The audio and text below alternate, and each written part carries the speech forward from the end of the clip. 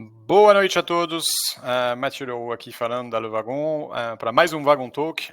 Hoje à noite temos a honra e o prazer de receber Lucas Bittencourt pela segunda vez. Você, não sei se teve muitas pessoas que já fizeram 2 talks, mas seu percurso é tão interessante que a gente considerou que merecia um repeteco. Então, muito obrigado por ter aceito o convite. Lucas é carioca, mas a gente está fazendo isso online. Conheceu o Le Wagon lá atrás, tipo, a gente estava num coworking da Glória. Então, outra época, foi entrevistado pelo Pedro, pelos fãs da primeira hora da Le Wagon, era um dos cofundadores comigo da Le Wagon no Brasil. Agora, pós-pandemia, é tudo online. É bom porque traz mais gente, mas a gente perde um pouco o contato. Enfim, vamos tentar conversar.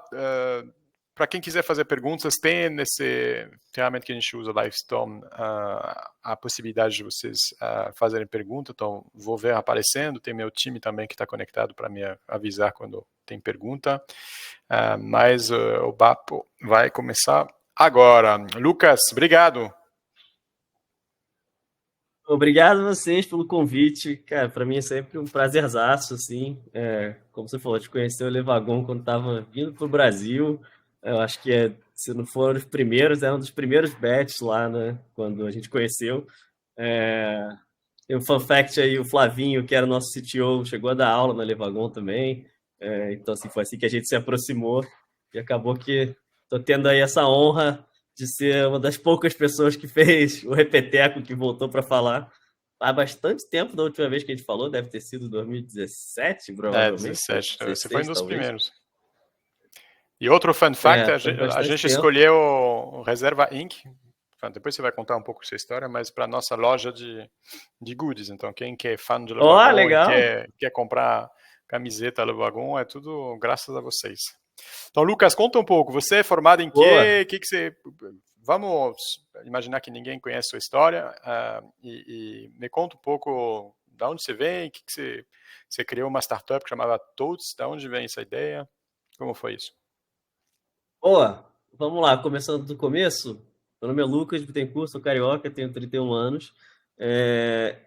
Eu empreendo desde... Eu tenho, sei lá, 17 anos, desde antes de eu entrar na faculdade, quando eu estava no ensino médio. Eu acho que é aí que começa essa brincadeira toda. Tive vontade de fazer uma marca de camisetas e, ironicamente, isso aí acabou tomando uma proporção muito maior do que eu esperava na minha vida, né? Mas acabei entrando na faculdade para estudar engenharia elétrica aqui no FRJ, no Rio de Janeiro. E aí, quando eu entrei na faculdade, como eu já tinha essa vontade de empreender, já tinha começado uma marca de camiseta que, já dando spoiler, não fez sucesso nenhum, só vendi para uns amigos próximos, o pessoal da família, mas eu já estava com essa vontade de aprender a construir um negócio, né? E aí, quando eu entrei na faculdade de engenharia, que foi uma das melhores coisas que eu fiz na minha vida, porque é um celeiro de talento muito grande, tem muita gente muito boa, principalmente, enfim, lá no FRJ, né? E logo acabei esbarrando com essas ideias de startup, de empreendedorismo, que na época era uma palavra meio não comum, né? Fui fazer empresa júnior e aí lá acabei conhecendo esse mundo de startup, conheci meus sócios nos corredores lá da faculdade e fui trabalhar numa startup que era um marketplace de camisetas. Então, tinha sido uma startup fundada investida por alguns ex-alunos lá da UFRJ, e o nome era Vandal, e era basicamente tentando trazer para o Brasil modelos de negócio que funcionavam lá fora. E isso a gente está falando de 2010 para 2011. Então, tinha o Threadless, que era um site de camisetas que tinha uns concursos, né, que era um formato de crowdsourcing de estampas de camiseta, que bombava muito nessa época, foi um super case de negócios na época, porque era uma plataforma onde as pessoas podiam subir as estampas, e aí havia uma votação lá, né, as estampas mais votadas eram produzidas e posteriormente vendidas. E aí eu fui trabalhar na Vandal lá em 2011, mais ou menos, para justamente começar enfim, começar o movimento de empreender, de trazer modelos de negócio lá de fora para cá, que era uma coisa meio inovadora. Ser um marketplace, ser um e-commerce nessa época era meio inovador. E aí passou alguma... Eu lembro, assim, acho que talvez números relevantes dessa época. Quando eu entrei, a gente vendia, em média, 28 pedidos no mês. né? Era janeiro do Por ano que eu dia. entrei. E aí, dezembro desse mesmo ano, a gente vendeu mais de 1.000. Não, por mês, era menos de um por dia. E aí, no janeiro do mesmo ano, a gente cresceu para 1.000 e poucos e tal. Aí foi uma alegria. Então, enfim, comecei a ver como é que era uma empresa crescendo rápido, tendo que passar por essas dores do crescimento. E aí, enfim, tivemos alguns problemas societários e no final de 2014 a gente resolveu fundar a Tuts, que a Tuts era justamente uma plataforma para ajudar artistas independentes, né, artistas digitais a venderem suas artes em produtos. Então, era um lugar onde qualquer pessoa podia entrar, se cadastrar lá, e aí você subia sua arte digital, você subia seu arquivo, escolhia qual produto você queria vender, e você ganhava uma comissão em cada venda desse produto. E aí, por trás, a gente operava não só a parte de tecnologia, né, da infra, ter o site no ar e tal, mas também a parte de logística, de produção e de entrega desse produto para o cliente final. Então, a gente gostava de dizer que era um jeito muito interessante das pessoas monetizarem a criatividade, né? Uhum. E aí, cara, a gente criou a Tuts totalmente bootstrap lá para 2014 para 2015. Foi tudo construído em Rails, grande parte do nosso stack era esse. E aí por isso que a gente foi parar falando no, no talk da Levagon em algum momento. Seguindo os conselhos do THH e Jason Fried. Com certeza. Fortemente influenciado. Então, naquela época da faculdade que eu estava querendo aprender a construir um negócio, já tinha lido Rework, assim que lançou. Pô, conheci a filosofia de trabalho dos caras, fiquei encantado. E desde lá até hoje em dia, pô, fortemente influenciado por um modo de trabalhar, enfim, pelas crenças tanto do DH quanto do Jason, enfim, do 37 Silos em geral. Mas vamos chegar no 37 Silos ainda. E aí, cara, Tuts foi um período de muito aprendizado, assim. Eu sempre tive nessa cadeira meio de co-founder, então jogava um pouco nas 11, fazia tudo desde atendimento ao marketing, ao que seria chamado de growth. E eventualmente eu acabei caindo na cadeira de produto, né? Então trabalhei muito tempo com gestão de produto, fazendo interface com o time de tecnologia, de engenharia ali. Tenho vergonha de dizer, mas durante um tempo também fazia tela, e eu não sou designer, mas não tinha quem fizesse, então ia lá e desenhava, quebrava um galho de UI, né? Enfim, aí tentando fazer um long story short aqui, passou muita água embaixo dessa ponte, a gente chegou a ter uma Kombi que funcionava igual um food truck de camiseta, a gente brincava que era uma fábrica móvel de camiseta, era o nosso T-Truck, então a gente chegava com a Kombi no evento, parava, ela abria o teto da Kombi, ficava igual um food truck, e aí ali as pessoas podiam imprimir as camisetas na hora, né? Então, depois disso a gente acabou abrindo loja física, a gente chegou a ter 4 quiosques aqui no Rio de Janeiro, chegamos a bater mais de 5.000 artistas cadastrados na plataforma, distribuímos mais de R$1 milhão em comissão para essa galera toda. E no final de 2019, talvez de fato mais relevante aí, a gente acabou sendo adquirido pela Reserva. A Reserva é uma marca de moda, uma das maiores marcas de moda do Brasil.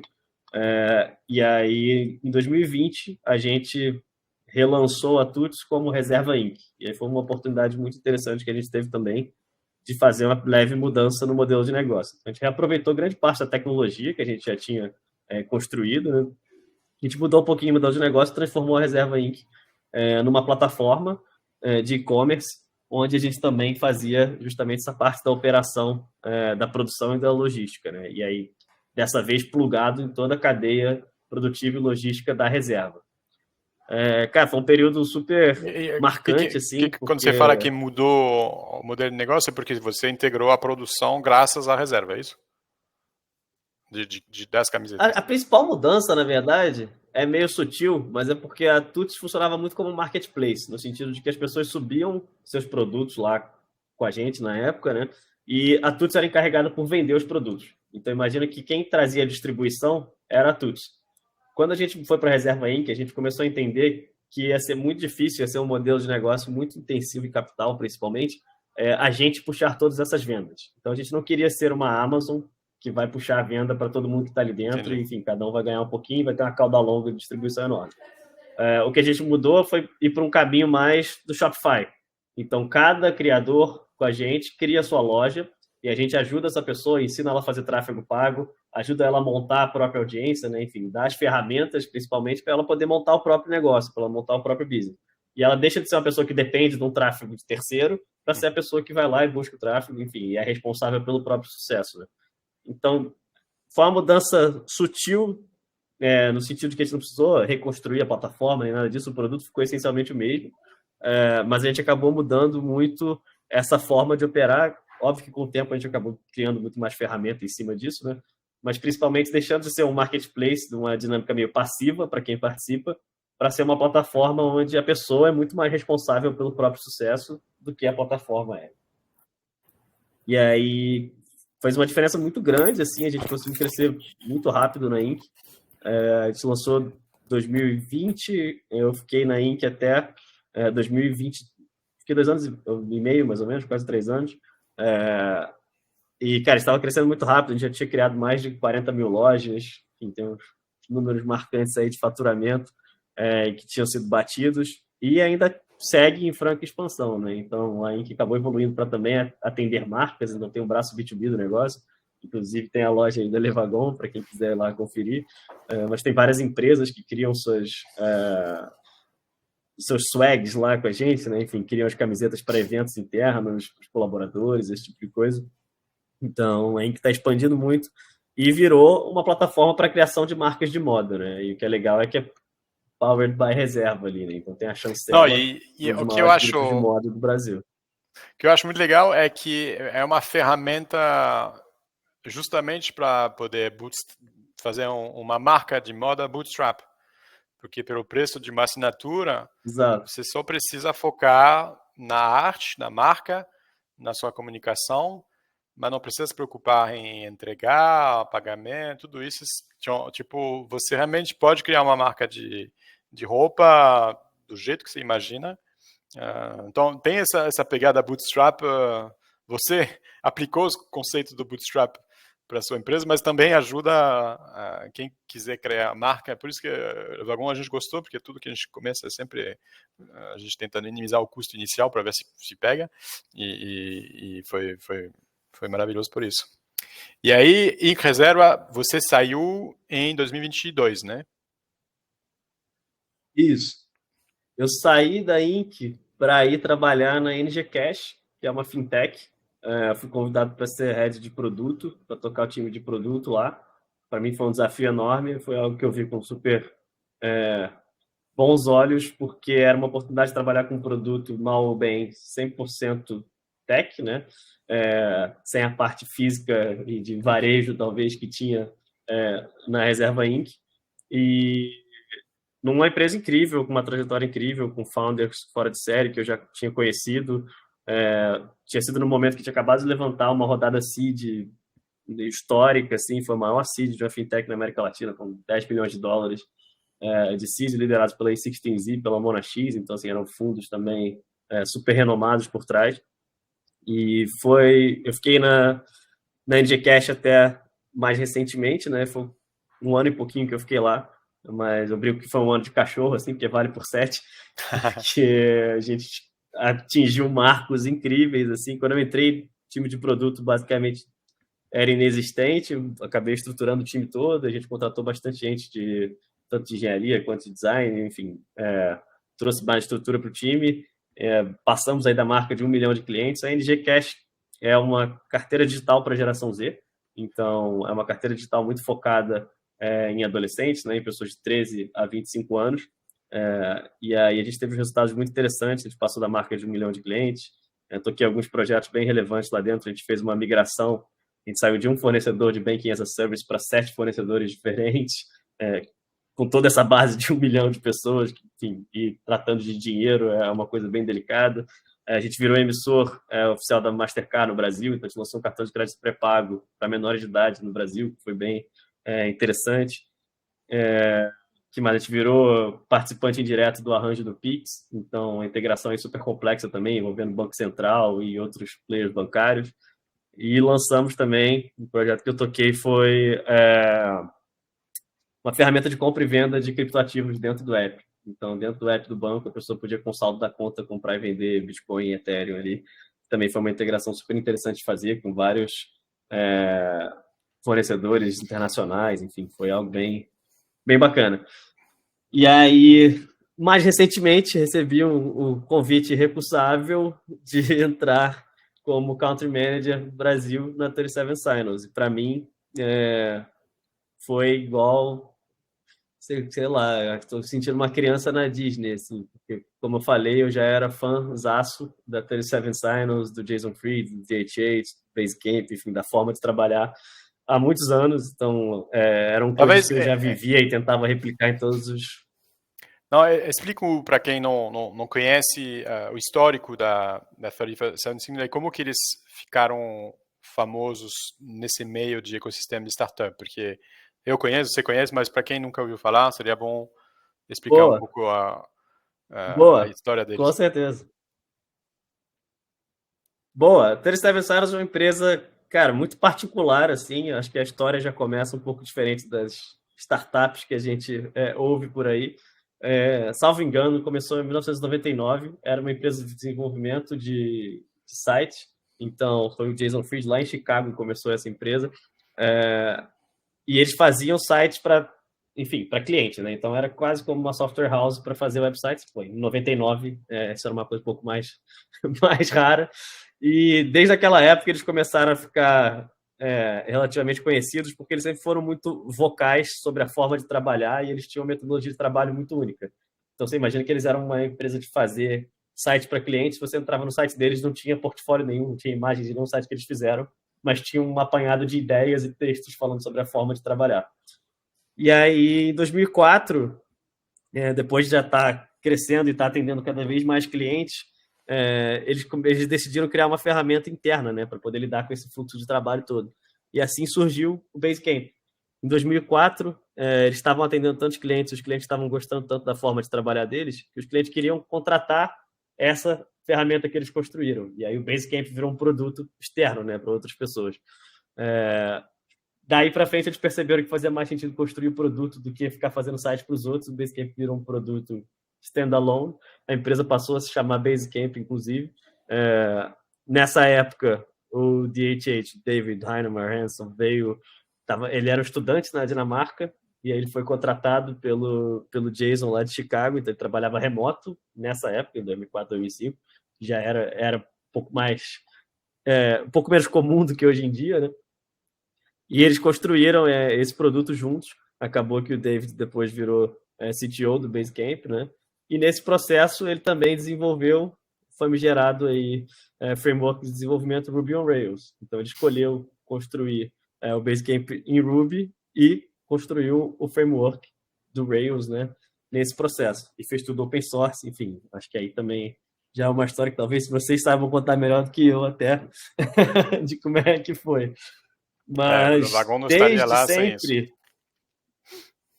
exatamente. E muitas outras empresas também, como o próprio Shopify, Twitter, Instacart, Twitch, várias plataformas gigantescas foram construídas usando esse framework. E aí, uma coisa que é muito interessante é que desde sempre, tanto o Jason quanto o David são pessoas que falam muito abertamente sobre a forma de trabalhar, sobre as crenças e são muito opinionados, né? Então tem muitas opiniões fortes. Enfim, muita gente concorda, muita gente discorda, mas o fato é que eles estão há muitos anos, vão fazer 20 anos de empresa, dando as opiniões deles, falando sobre a forma de trabalhar.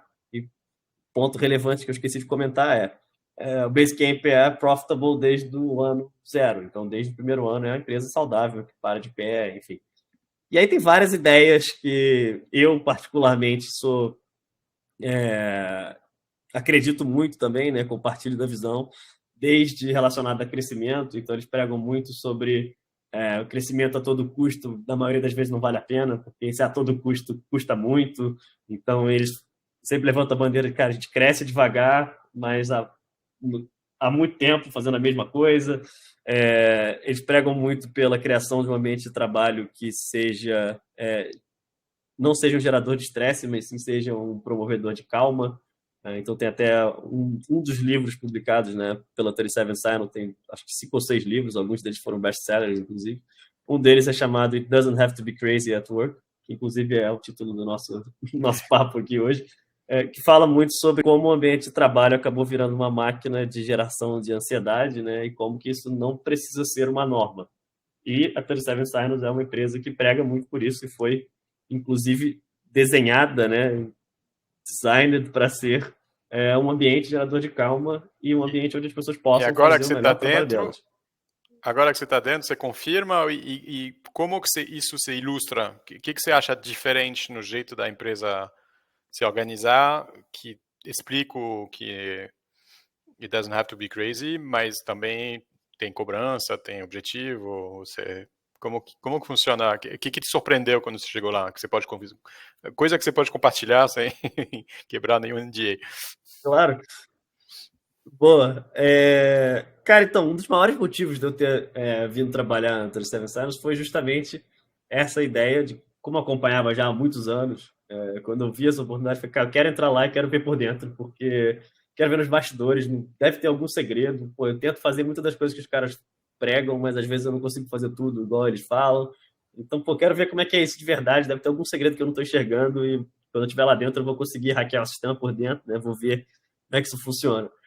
E é até um pouco decepcionante dizer que, cara, não tem nenhum segredo, assim, é realmente muito do que é compartilhado em todos os momentos. Então, se você entra, por exemplo, no Help Center lá do Basecamp, tem uma seção que é How We Work, que conta como a 37 Signals usa o Basecamp para construir o Basecamp. E se você entra lá, eles têm lá descrevendo todo o fluxo de trabalho, como é que funciona a comunicação interna e tudo mais.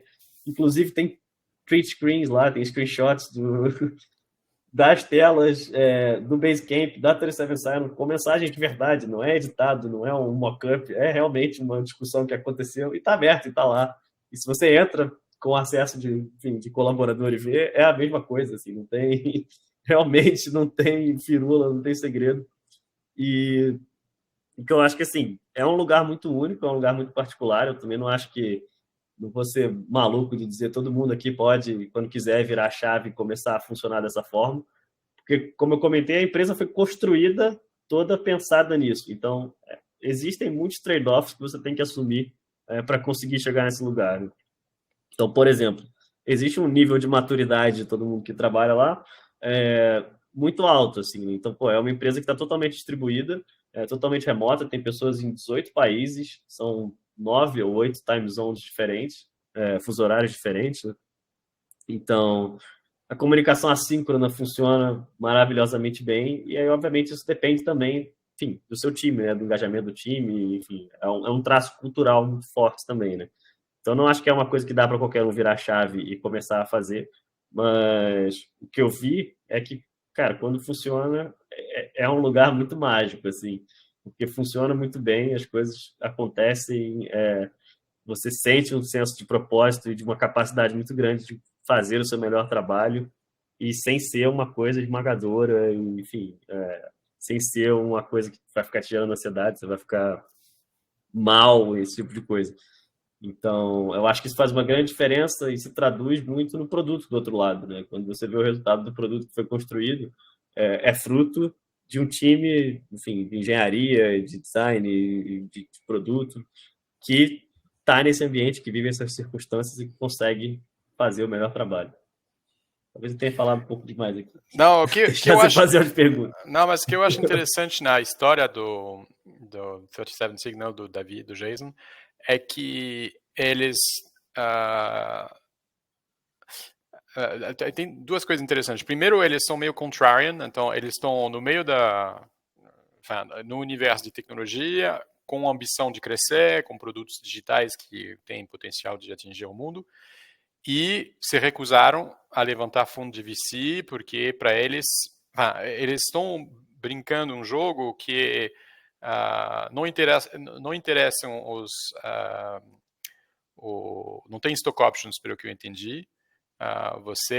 Porque não tem saída, não é um jogo de tipo, vamos todo mundo trabalhar que nem condenado 3 anos, depois a gente vende e pronto, e fechou e a gente está feliz. Eles estão no long game de não, a gente é apaixonado por produto, a gente quer criar uma empresa diferente, os donos são donos, funcionários é funcionário, tem que ser bem pago, obviamente, tem que estar feliz, não tem que ser assediado, mas acho que a única vez que eles deixaram alguém entrar é o próprio Jeff Bezos, mas provavelmente para poder eles comprarem um carro esportivo e uma casa e ficar tranquilo, mas nunca jogaram o jogo do VC, do growth, como se falou, a qualquer custo, mas isso não se transforma em falta de ambição. Porque quando você cria um framework como o Rails, como você escreve livros como eles escreveram, é uma ambição, mas uma ambição até de mudar o mundo, mas numa dimensão diferente daquela ambição inclusive dos concorrentes da Basecamp, que todos levantaram fundos pra caramba, fazem publicidade pra caramba, gastam dinheiro absurdo em paid ads. Basecamp é realmente um bicho diferente. Eu acho que é exatamente isso que você está falando. Assim. Inclusive, para quem tiver curiosidade, o Employee Handbook da 37 Silos é aberto, você pode ler, tem o GitHub lá aberto, dá para você ver, e fala muito sobre essas coisas. Assim, né? Então, fala sobre como é que eles lidam com o salário, fala sobre questão de stock option. Não tem stock option, mas eles têm um pool que eles falam: se algum dia a gente tiver algum evento, se algum dia a gente mudar de ideia e alguém comprar, a gente vai separar um pedaço dessa grana e vai distribuir para os funcionários que estão aqui trabalhando. Tem distribuição, participação nos lucros, né? Então, se você passa mais de 2 anos lá, você começa a ser elegível a receber participação nos lucros. Tem muita coisa muito interessante, assim, disponível abertamente. E, cara, tem muitas e muitas ideias, eu acho, contrarians, né? Como você bem disse. Daria para ficar falando horas sobre elas, mas o que eu acho interessante é que não é ser contrarian só para ser contrarian, não é tipo, está todo mundo fazendo X, então vou fazer Y, mas é uma constância, né, uma consistência muito grande de seguir o mesmo, a linha de raciocínio, pensar nos first principles ali, né, de por que as coisas são como são, será que não tem um jeito diferente de fazer e se manter nessa linha, né? E justamente, assim, essa ideia de, por exemplo, a gente vai crescer não a todo custo, não tão rápido. A gente não vai escalar o time loucamente, então o time é super enxuto, tem 60 e poucas pessoas só até hoje. Cara, tem uma quantidade assustadoramente grande de clientes para um time tão pequeno. E você vê que ainda tem a ambição de atacar problemas grandes, né? Então, o próprio lançamento do Rei, que é um pouco mais recente, é um belo exemplo, né? Então, durante muitos anos, a 37 Silos foi uma empresa de um produto só, do Basecamp, e, salvo engano, em 2021, a gente lançou o Rei também, que é uma ferramenta de e-mail, né? Então, alguém está brigando Paga. com o Gmail. Exatamente, a ferramenta de e-mail paga e é totalmente focada na experiência de usar o e-mail, que pô, é realmente incrível. Então, estou usando o Rei e é apaixonante, assim, é um produto muito legal. E é muito focado em privacidade também, né? Então, aquela velha história de que se você não paga, você é o produto, né? No fim do dia, o que você paga para usar o Gmail é deixar o Google ficar lendo seus e-mails, seus receipts de compra lá, o que você está falando sobre, para vender informação para anunciantes, né? Suas informações para anunciantes. Então, assim, é um problema super grande, né? Repensar a forma de lidar com o e-mail, com concorrentes maiores ainda e de um ângulo difícil, né? Então, você imagina que cobrar $99 por ano ali para usar o e-mail é uma coisa que muita gente vai torcer o nariz e falar: por que se eu tenho de graça já? E mesmo assim, o pessoal está indo nessa direção e está indo bem. Como você é country manager do Brasil, sua ideia é tocar todos os produtos? Você tem um foco especial em Basecamp? Qual que é o roadmap que eles te deram para... Como que eles olham o Brasil e... Outra pergunta sobre o Brasil, já que estou emendando. O que você acha que fez eles decidirem, tipo, passar o gap de, não, precisamos de alguém... Não sei se tem outras pessoas na América Latina, mas o que fez tomar a decisão que o Brasil merecia uma pessoa... Se você tem 60 pessoas no mundo todo, por que precisa de um country manager no Brasil? Será que eles olharam o Brasil com um olho diferente? Boa, essa é uma ótima pergunta. Então, em relação à posição de country manager, é a primeira vez que tem algo do tipo na empresa, então não é algo que existia antes. Não tem country manager em outras Isso regiões? surgiu. Não, a primeira região foi Brasil. Quando estava no processo das conversas, né, existia a vontade de fazer esse experimento, de ter uma pessoa local, né, em alguma região para desenvolver o produto e mercado ali, né? Então, a ideia do Content Manager Brasil é expandir Basecamp aqui, então né, é bem pouco focado em rei, por enquanto. A gente está olhando só para o Basecamp aqui. E isso veio de uma análise de algumas regiões que tinham, a princípio, potencial grande, mas pouca penetração, né? Então, a discussão era entre Brasil, Índia e Indonésia, o Sudeste Asiático ali, né? E aí acabou que o Brasil foi o primeiro experimento, eu acho que por muita sorte minha do destino ali, porque nas conversas eu acho que a gente teve um match muito grande. Eles ficaram muito interessados em trazer uma pessoa com o meu perfil, que já tinha empreendido, já tinha vivido tanto bootstrap quanto VC track ali, e que tinha uma sinergia de crenças muito grande, enfim. Já, como eu falei, realmente era fã, não estou falando isso só porque eu estou nessa cadeira de Content Manager, eu realmente, ao longo da minha carreira, estudei e tentei replicar muitos desses conceitos nos lugares que eu passei, né? E fez muito sentido porque justamente a estratégia que a gente está buscando é replicar um pouco do que fez sucesso nos Estados Unidos, né? Então, o que deu certo para o Basecamp nos Estados Unidos foi ter a presença de dois caras lá, o Jason e o David, né? Falando abertamente sobre o que eles acreditam, sobre a forma de trabalhar, sobre filosofia de vida, às vezes até, né? E sendo vocais sobre isso tudo. Obviamente, também ter criado uma grande comunidade por trás de Rails ajudou a impulsionar essas mensagens, né? Mas, no fim do dia, o que acontecia? As pessoas se identificavam com essas ideias, acabavam conhecendo eles através dessas ideias, desses textos. Eles sempre escreveram muito em blog, participaram de podcast, esse tipo de coisa. As pessoas se identificavam com isso. Depois elas conheciam o software, então elas acabavam conhecendo o Basecamp. Depois, esse cara que está falando tantas coisas legais que eu acredito, ele tem uma empresa que faz software. Pô, esse software aqui talvez faça sentido para mim. Muitas das vezes as pessoas experimentavam esse software por afinidade com as ideias, e o Basecamp, mal ou bem, é construído em cima de todos esses vieses, né? Então, o Basecamp, por exemplo, é uma ferramenta que é feita para tentar promover um ambiente de calma no seu trabalho, é uma ferramenta que funciona muito bem para trabalho remoto, tem vários estímulos para funcionar bem a comunicação assíncrona, esse tipo de coisa. E você tem Então, se as pessoas exemplo já tinham de simpatia pelas ideias, features que os concorrentes não têm, que um Basecamp tem, que traduz essa filosofia meio única? sim, uma das minhas favoritas é a remoção de uma feature, na verdade. E é intencional e é engraçado que eu já conversei com alguns clientes que vieram falar, pô, por que vocês não fazem, por que vocês não colocam a bolinha verde do lado do avatar do nome da pessoa para indicar que ela está online? E isso é intencional no Basecamp. Então, no Basecamp você não consegue ver se os outros colaboradores do seu time estão online no momento que você está online. Então, sei lá, no Slack ou qualquer outra ferramenta, geralmente fica aquela bolinha verde, vermelha ou laranja, né? Se a pessoa está online, ocupada ou away. O Basecamp não tem isso.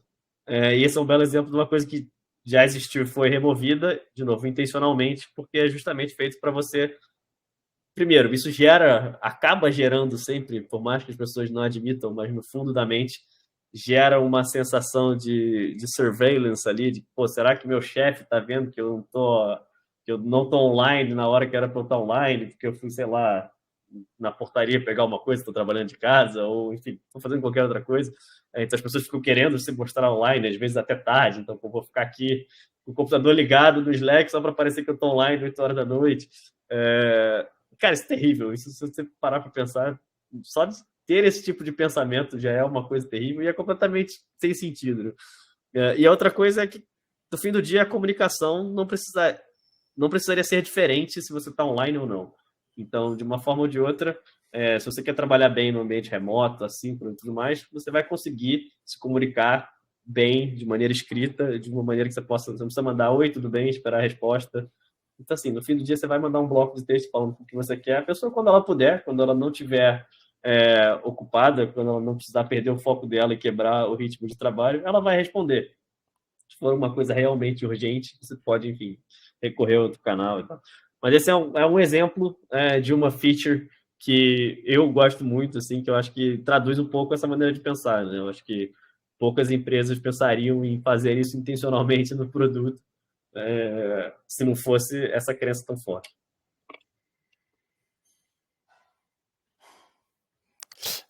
Não, bem legal. É engraçado como o Product Management tem que ter uma filosofia por trás, porque mexe com realmente a vida das pessoas. Então, você pode ir para o mal ou para o bem. Ou pro bem. Você pode tentar. Exatamente, Você pode ser um exatamente. product manager que tenta viciar o adolescente naquela plataforma onde ele nunca fica doom scrolling o dia inteiro, e usando todos os tricks possíveis para realmente nunca sair ou voltar o tempo todo. Ou você pode usar o product management do bem para com a intuição de preservar equilíbrio na vida, boa relação com coworker ou até com o diretor. É impressionante como E esse você está exemplo no que você coração deu, de várias decisões. exato, esse exemplo que você deu do doom scrolling é justamente o fruto do crescimento a qualquer custo, né? Tem um custo, para Sim. esse o custo. O custo a gente vê no dia a dia, né? As pessoas, pô, Também deprimidas, é um fruto de viciadas um business em model, essa dopamina, que é o com fruto de certeza. um business model que é baseado na atenção, onde você tem que lutar com qualquer outra coisa que a pessoa faz para tipo o tempo de cérebro disponível. A gente faz na França que foi uma frase horrível, dita por um diretor da época de uma televisão, que ele falava: eu vendo tempo de cérebro disponível para Coca-Cola. Essa era como eu definia o trabalho de um canal de mídia Modelo de de negócio. TV. E a mesma coisa para TikTok. Afinal, é muito cínico, Com mas é isso. certeza. E o fato de ir para o caminho tipo Hey, e agora vou lançar calendário pago, é também uma recusa desse modelo de advertising, que tipo tem um impacto sobre tudo, sobre o fato de te viciar no produto, o fato de também não poder fazer qualquer coisa porque depende de anunciantes que estão muito sensíveis à opinião geral, qual que seja. Tem um custo embutido. É engraçado ver como o business model impacta muitas dimensões. E quando eu falava que eles eram o contrário, é impressionante a quantidade de, não vou dizer batalha, porque eu acho que eles só falam o que eles fazem e gera batalha depois, porque como eles têm influência, a pessoa entra e debate sem fim no Twitter. Mas, por exemplo, quando eles decidiram internalizar os servidores, tipo, pegando o Isso, aí da contraposto nuvem, né? do cloud, e foi uma decisão interna, tipo, totalmente contra o fluxo mainstream e, pelo visto, resultados impressionantes de economia. Quando você vê também a rentabilidade do AWS, você imagina que se você faz sozinho, você deve economizar bastante, porque afinal, um servidor é um servidor. Mas, e agora, a próxima batalha, entre aspas, eu vi que eles estão com domain name once.com, onde eles estão pensando que software Vai também vir não é aí. sempre um SaaS. Então, se eles querem enfrentar o mundo do SaaS, não sei se já Exato. está para divulgar, mas estou interessado de ver que eles estão sempre tentando, como você falou, não é necessariamente para ser do contra, mas realmente são empreendedores que não têm medo de remar contra a maré. Exato. Assim, posso falar bem pouco sobre o Once ainda, mas dá para falar um pouco sobre, acho que a crença por trás, ou enfim, o manifesto ali talvez já está, né? O once.com já está no ar, vocês podem dar uma lida lá. Mas eu acho que uma história que eu ouvi disso que eu achei interessante, que talvez possa compartilhar, é que justamente, né, tudo na internet virou SaaS, que obviamente é um modelo que traz previsibilidade de receita, é um modelo que as pessoas conseguem trabalhar um LTV em cima, que os fundos de investimento adoram também. Então, se você falar MRR, receita recorrente mensal ali, né? Os fundos vão sorrir de orelha a orelha. Só que isso acabou gerando uma banalização completa de todo pedaço de software tentar ser um SaaS, né? Então, uma história que eu ouvi era de alguém comentando que existia um app de quando a pessoa comprou o portão para a garagem da casa, né? Então o portão da garagem era automático, ele abria e fechava automaticamente, e tinha um aplicativo para você apertar o botão para abrir e fechar o portão da sua garagem. E aí esse aplicativo tinha um billing recorrente mensal, então você tinha que pagar recorrente mensal Para abrir para a porta usar de o casa. botão da sua garagem. Você fala, cara, isso é completamente fora de nexo, assim, né? Então tudo virou SaaS e no fim do dia é a sensação de você estar alugando tudo, né, na internet. E nem sempre foi assim, né? Então, enfim, não posso falar muito do que vai vir aí com o Lance, mas é justamente um take bem diferente assim nessa forma de pensar software hoje. E acho que vai ser bem legal quando lançar. Em breve, nos próximos meses vai estar no ar. Sim. E você pode contar um pouco da história do cloud? Como você tem explicação do que foi feito? Ou isso não foi antes que você chegou? Então talvez você não tenha acesso aos dados. Foi antes de eu ter entrado, assim, foi um processo um pouco longo também, não foi uma coisa tão rápida, mas do que eu sei, foi muito, de novo, né, nessa ideia de questionar os princípios fundamentais das coisas, né, e por ser uma empresa de dono e por ser uma empresa que preza por rentabilidade, né, então dar lucro no fim das contas, em algum momento houve a discussão de, cara, nossa maior linha de custo aqui serviços cloud, né? AWS, esse tipo de coisa. Pô, será que não tem nada que a gente possa fazer mais, mais eficiente, mais inteligente, enfim, algo que a gente possa otimizar essa linha? E aí, por não ter medo de fazer essas perguntas difíceis ou de nadar contra a maré, né? Surge a questão, por que a gente não sai do cloud? Por que a gente precisa, por que a gente não pode rodar on-premise, por exemplo? Né? E aí eles foram a fundo nessa discussão. Seria uma discussão que em qualquer sala de reunião, possivelmente, as pessoas falassem, porque simplesmente não se faz isso, porque não vale a pena.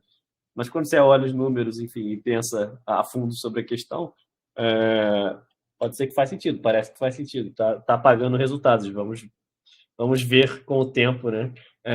Como é que vai ser a resposta disso. Mas até agora tem sido um sucesso o experimento. Legal. Tô Mas é aproveitando isso. sua Demanda um trabalho enorme Sim, Foi você tem mal, que que falei por internalizar, cima. Mas eu ia você tem falar só, que... demanda um trabalho enorme, não é fácil. Exato. Total. Estou olhando as perguntas dos participantes. Lá tem algumas perguntas que eu vou juntar sobre sua carreira.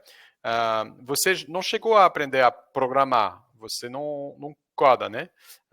Então, tem dúvidas Pouco. sobre se Não, muito pouco. você foi dropout da faculdade, empreendeu antes de pegar o diploma, se você acha que é essencial uma faculdade para virar programador.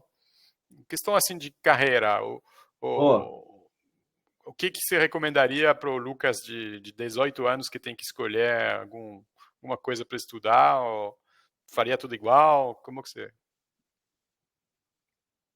pô. Bom, é difícil.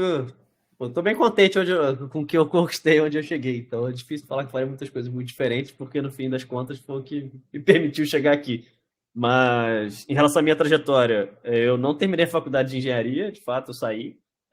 Mas eu me formei em administração alguns anos depois. Eu não terminei porque durante a faculdade o negócio estava indo muito bem, estava me tomando muito tempo. A faculdade era integral. E eu percebi que eu não queria trabalhar com nada relacionado a dimensionamento de linhas de tensão, nem coisas relacionadas à engenharia elétrica, que é um curso bem técnico nesse aspecto. É, e aí acabei saindo da faculdade, alguns anos depois voltei para me formar em administração, e aí me formei em administração na PUC aqui do Rio, que foi ótimo também, porque aprendi muito sobre contabilidade, gestão, finanças, algumas coisas um pouco mais práticas, assim.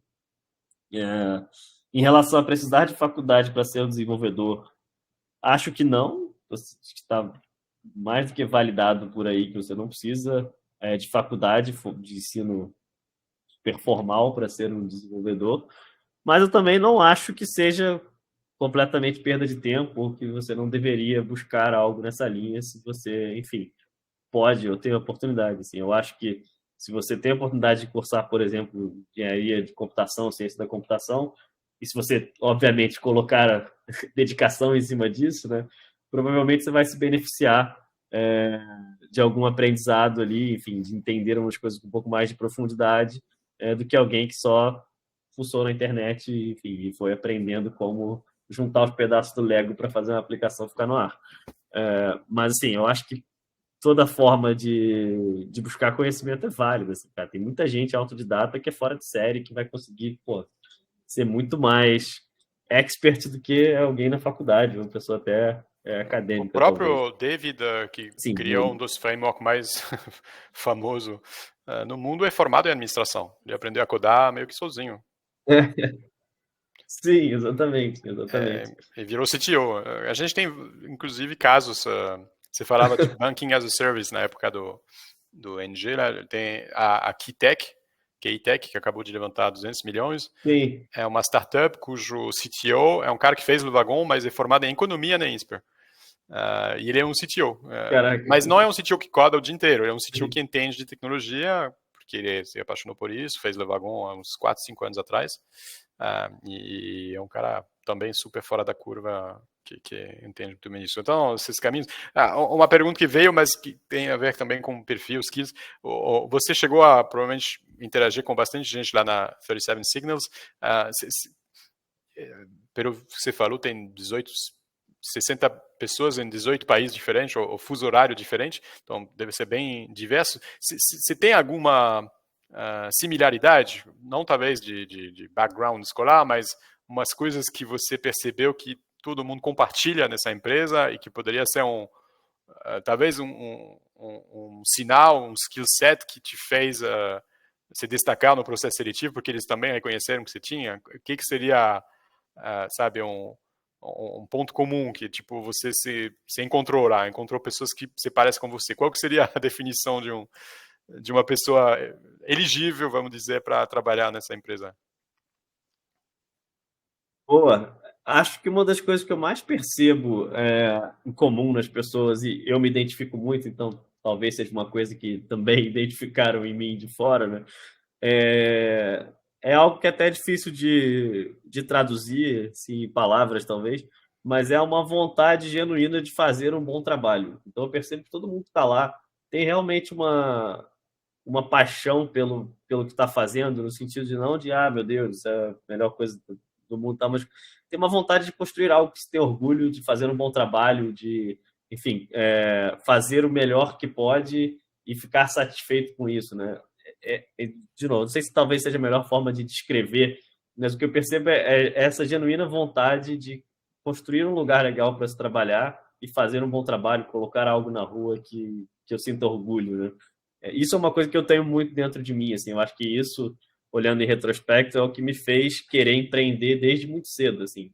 Ao longo da minha vida eu tentei muito buscar essa resposta, né? Por que me fez querer empreender? Por que eu tive essa ideia maluca de começar um negócio que, pô, se você pensar friamente, não é muito sensato, né?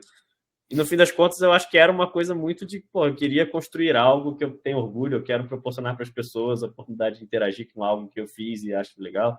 É uma manifestação do ego de alguma forma. Mas, voltando à pergunta, eu acho que no 37 Science todo mundo tem muito isso, assim. Então, todo mundo está lá realmente para fazer o melhor trabalho que pode, para fazer o melhor trabalho das suas vidas, mas sem abrir mão da vida para isso, sabe? Então, cara, tô ali para fazer o melhor que eu posso, para fazer algo legal, algo que as pessoas vão julgar boas, interessantes, enfim. E eu percebo isso em todo mundo lá, desde a pessoa do time de people até a desenvolvedora, enfim, passando por customer support, enfim. Todo mundo lá é muito pilhado com essa ideia, né? Muito motivado com essa ideia e realmente vive para fazer isso. É muito legal. Assim, e a Não, e que barra é é muito alta, as interessante pessoas são muito boas, as pessoas são muito bacanas. não, e que eu acho interessante é que o que eu entendo do que você tá da sua resposta é esse lado craftsman, então artesão que tipo Exato. gosta de fazer. Porque o que mata as empresas, mas talvez com 60 pessoas ainda vocês estão escapando disso, mas provavelmente pela cultura, é quando É cresce a muito pequeno. burocracia, onde você tem uma proporção de maker para tipo speaker que começa a se Exato. inverter, onde as pessoas tem mais gente falando, especialmente em reunião e precisando de mais reunião para poder falar mais, do que pessoas com tempo de realmente fabricando soluções e passando tempo construindo coisa. E isso é um perigo para qualquer empresa. Não sei se o efeito tamanho, que é tipo não tem como escapar, quando cresce passa um momento que não tem jeito mais. Mas essa conexão com esse espírito inicial do fundador, de tipo, não, vamos fazer o melhor possível com os meios que temos e do jeito que podemos, como um artesão faria, sabe, um produto com as ferramentas que ele tem. E que, inclusive, é coerente com a missão da empresa, porque vocês fabricam essas ferramentas. Tipo, o Basecamp é uma ferramenta para ajudar as pessoas a fabricar coisa. Bom, e-mail todo mundo precisa, mas os livros que são produzidos também É uma ajudam a ferramenta. inspirar os makers e os founders desse mundo. E tem é engraçado, tem uma tendência que eu vejo recente sobre indie maker, então o indie hacker, onde você vê Sim, Indie Hacker. Né?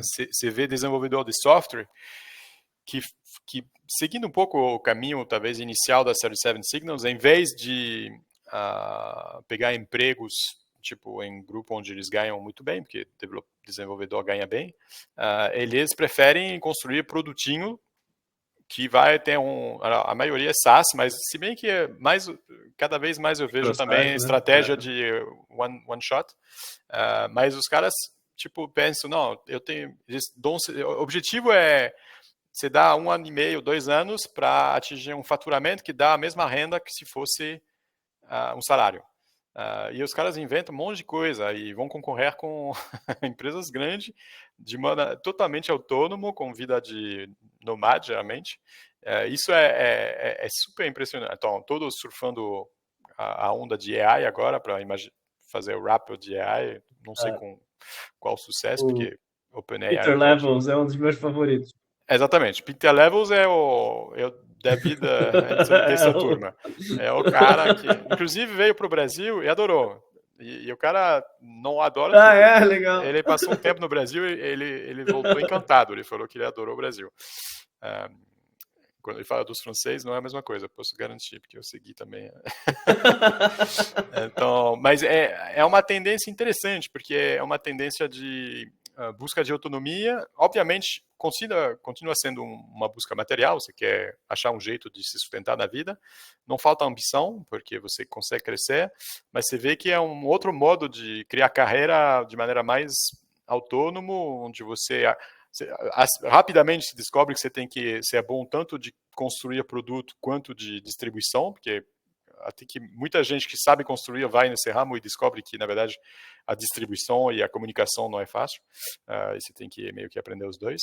Então, não estou dizendo que é fácil, tem, obviamente, muitos failures, muitos fracassos, mas é um negócio interessante de se observar, que a internet deixou crescer, reaparecer. É mais uma opção de carreira bacana quando você tem os skill set para poder brincar de criar produto e solução no software. Com certeza. Também tenho ficado encantado por essas ideias. Estava acompanhando muito esse movimento. Esses provavelmente são bastante clientes do Rei dos produtos da 37 Signals.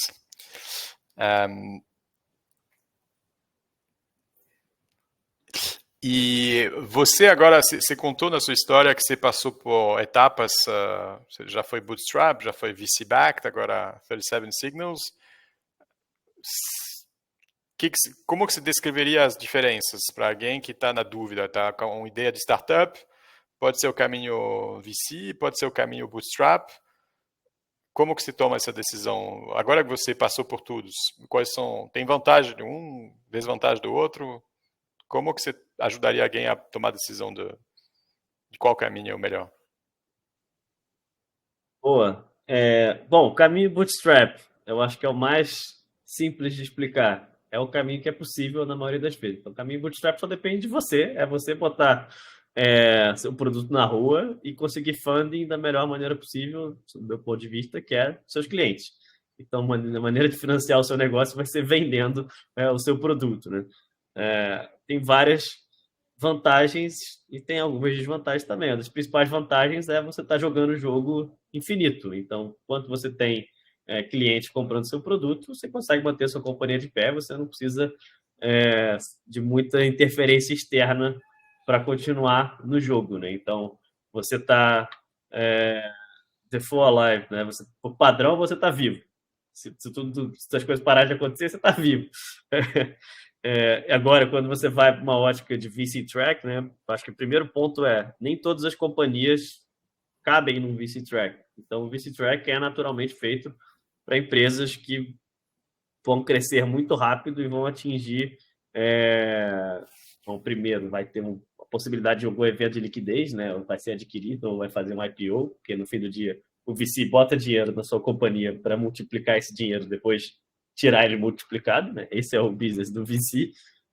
Então, é uma expectativa muito grande de crescimento e geralmente num curto espaço de tempo, né? Porque esses fundos eles também têm que dar rentabilidade para as pessoas que investiram nos próprios fundos, né? Então, as pessoas botam dinheiro no fundo, o fundo vai lá e aloca em várias companhias. Então, a expectativa do fundo é em, sei lá, 5, 10 anos, ter uma rentabilidade de 18 vezes no investimento que ele fez, chutando exemplos e números. Então, a partir do momento que o fundo investe na sua companhia, primeiro, ele tem que você tem que ser vetado, né? Então, ele tem que te escolher para ser investido, e isso é um baita processo.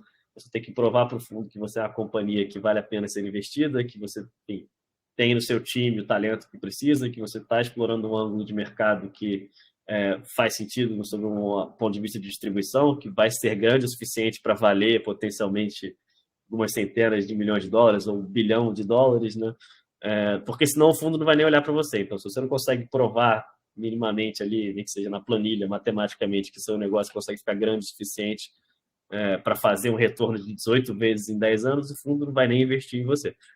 Mas, partindo da premissa que isso é verdade, você é uma empresa que consegue chegar no tamanho de valer, consegue provar um valuation aí de algumas centenas de milhões de dólares e tal, e o fundo quer investir em você, você vai entrar numa dinâmica de crescimento muito acelerado e você vai ter uma pressão muito grande para gastar esse dinheiro que o fundo investiu, então você vai ter que buscar esses resultados e você provavelmente vai entrar numa dinâmica de não ser uma empresa rentável, né? Então, por padrão, você vai estar morto, né? No sentido de que você vai estar devendo, por mais que você pode estar tendo receita, né? Você pode estar faturando, geralmente sua estrutura de custo vai estar muito maior, por isso que você levantou dinheiro, né? Se você levantou dinheiro, você precisa provavelmente você tinha que justificar esse dinheiro, então, sei lá, você queria contratar gente, você quer aumentar seu time, você quer alugar um escritório, você quer gastar dinheiro comprando publicidade, então sua estrutura de custo vai ficar grande e você vai ter prejuízo, né?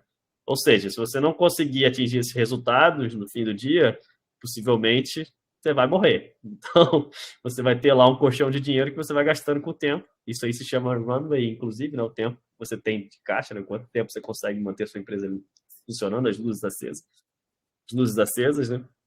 Então, você entra nessa corrida de rato que o pessoal chama, né? Você vai gastar esse dinheiro todo até o momento que você vai precisar levantar uma outra rodada. E aí você vai ter um outro colchão de dinheiro que você vai queimando até você levantar outra rodada. E assim muitas companhias vão, né? É um caminho que, dando certo, gera riqueza desproporcional, né? Obviamente tem risco aberto associado, por isso que muita gente fica rica com isso. Mas é um caminho também muito tortuoso, assim, é muito difícil. É realmente muito difícil, é realmente a parcela pequena das companhias que sai do outro lado ali, né? Tendo esses retornos estratosféricos. E tem muita nuance também para os founders. Então, assim, sendo founder de uma empresa VC-Track, tem muita coisa que você sendo founder de primeira viagem é fácil de se deixar levar, digamos assim. Né? Então, o próprio deal que você faz, que parece ótimo na hora que você assina e você vai receber lá alguns milhões de dólares, dependendo de como é que está desenhada a sua liquidation preference, por exemplo, pode ser que sua empresa seja vendida e você coloque R$0 no bolso. Né? Então, assim, tem muitas dinâmicas por trás desse caminho que fazem ele ser um pouco mais difícil. Mais difícil é difícil dizer, né? Porque bootstrap também é muito árduo e é muito difícil, tá? Tô querendo dizer que bootstrap é fácil, mas no fim do dia, se você consegue construir uma empresa bootstrap de sucesso, você tem uma vantagem muito grande que é você não precisa responder para ninguém. Enquanto se você constrói uma empresa no VC-Track de sucesso, você vai estar respondendo para cada vez mais pessoas, você vai estar botando cada vez mais pessoas dentro da sua sociedade, no seu board, enfim, a sua empresa passa a ser de muitas pessoas também. Então, acho que não tem uma resposta universal para coisas, tem prós e contras dos dois lados. Eu acabei vivendo durante muito mais tempo o lado bootstrap da coisa, e foi um caminho também muito tortuoso, muito difícil, muito sofrido. Pô, tive burnout aí ao longo dessa jornada, não recomendo passar por isso, é uma experiência dura, mas é muito recompensador também, né? Assim, aprendi muito, muito, muito, muito nessa trajetória. Então, enfim, não sei se eu dei uma resposta boa ou só falei um monte e não disse nada. Mas acho que não existe uma resposta universal para a coisa. Excelente sua resposta. E eu também tenho uma experiência, eu já fui VC, então fui investidor em VC, Quando cheguei no Brasil, eu era responsável por uma VC-backed company, que era a Deezer, que tipicamente era no mercado que sem VC você nem existia, porque você precisava de muito dinheiro para comprar os direitos autorais para poder operar. Então, não tinha como bootstrap absolutamente nada. E a Lovagon é bootstrap. A Lovagon, na verdade, é muito engraçado, porque ela nunca levantou dinheiro nos 5 primeiros anos. E para crescer, ela criou um modelo de franquia. Então, todo mundo, eu criei a Lovagon Latam, totalmente bootstrap. A gente demorou meses para se pagar, se não for anos, que é o lado também ruim do bootstrap, que quando o VC entra, teoricamente, você pode negociar um salário, então também tem essa dimensão. Mas tudo vem com custo, porque o VC não entra só para te agradar, ele vem para sair e para te cobrar essa saída. Beleza. Lucas, já faz 1 hora que a gente bate nosso papo, acho que eu vou concluir por aí. O que você talvez falaria para os alunos do Lovagon? Então, a gente agora tem alunos Web Dev, Data Science, Data Analytics, então não é só programador, mas que a maioria não se formou inicialmente nisso, não fez faculdade de técnica e fez um bootcamp para meio que se reinventar na carreira. Qual que seria a sua mensagem para esse tipo de pessoa que a gente atrai nos bootcamps? Para tentar concluir a nosso papo. Boa. Claro, eu acho que, bom, primeiro de tudo vocês devem estar ouvindo notícias de que o mercado não está muito bom, né? Enfim, as pessoas não estão levantando dinheiro como levantavam, e layoffs, essas coisas todas. Mas o que eu gosto de dizer para o pessoal que está nessa etapa mais inicial da carreira, às vezes, é que mesmo assim, mesmo no mercado menos aquecido em tech, ainda é muito mais aquecido do que a maioria das outras indústrias por aí. Então, ainda tem muita oportunidade. Obviamente, a barra sobe, então você precisa se provar um pouco mais, mas para quem é bom, para quem quer fazer um bom trabalho, para quem, enfim, corre atrás, tem muito espaço, tem muita oportunidade. Então, assim, às vezes essas notícias podem ser um pouco desencorajadoras nesse momento, mas posso afirmar com um pouco de autoridade do outro lado, né? Que, cara, tem muita oportunidade por aí. Tem muita oportunidade remota também, então tem muito talento sendo acessado por empresas do mundo inteiro.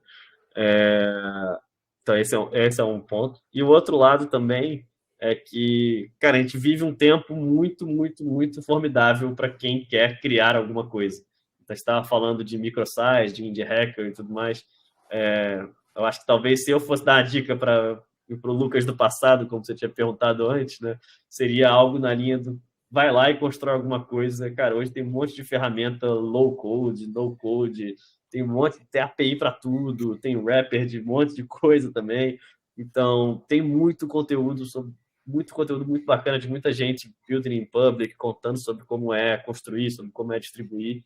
E eu acho que esse tipo de aprendizado, para quem puder, né, se dá ao luxo de tomar esse risco de tentar experimentar, é formidável, assim, é fora de série, é desproporcional o que você vai aprender construindo um produto, que você vai ter que olhar de cabo a rabo, né? Desde, beleza, colocar a aplicação lá no ar, deixar as pessoas acessarem teu site, tem que configurar teu domínio, teu DNS, até, cara, contratar um serviço, fazer o setup de uma conta bancária, distribuir, criar uma presença online, enfim, você vai ter um aprendizado incrível. E, de novo, a gente vive um tempo formidável, nunca foi tão rápido, tão fácil, tão bacana, tão possível viver isso. Então, acho que essa talvez seria minha dica, vai, né? Nem a dica, mas uma mensagem que eu gostaria de deixar, que a gente vive um tempo incrível para criar coisas, então vão lá e criem coisas que as pessoas amem, porque isso é muito incrível, vale a pena. Lucas, muitíssimo obrigado. O papo foi excelente. Eu vi que algumas perguntas vai pro YouTube, inclusive talvez vocês estão vendo o YouTube agora, não ao vivo. Mas valeu muito a conversa. Quem quiser falar com você, pode te dar um ping no LinkedIn, talvez? Qual que é o seu lugar de... Isso, o LinkedIn é o mais fácil. Lucas Bitt. Lucas BITT é o meu handle aí na maioria dos lugares, lá no LinkedIn, inclusive. Então, perfeito. E é isso, pô. Eu que agradeço demais aí o convite. Foi um prazerzaço. Passou rápido. Falei a beça, eu acho. Espero que tenha sido legal para todo mundo que ouviu aí. Obrigado pelo convite. Obrigado pela presença de quem está por aí também. Falou, nós que agradecemos. Um abraço a todos e boa noite para quem ainda está conectado. Tchau, tchau.